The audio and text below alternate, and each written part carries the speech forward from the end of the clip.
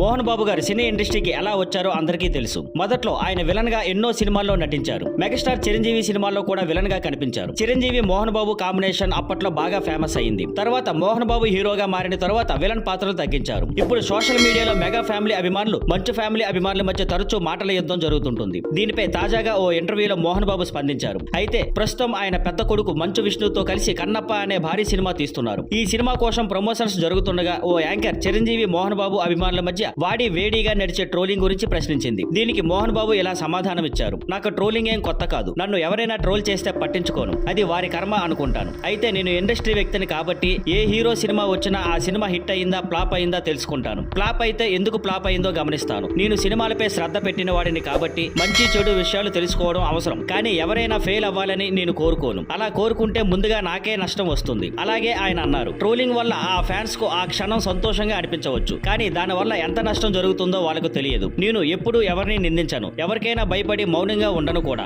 ఎవరైనా ఎంత సత్యవంతుడైనా సరే భయపడే నైజం నా వద్ద లేదు. ఈ మాటలతో మోహన్ బాబు తన స్పష్టమైన స్టేట్మెంట్ ఇచ్చారు. Thank you for watching. Please like, share and subscribe.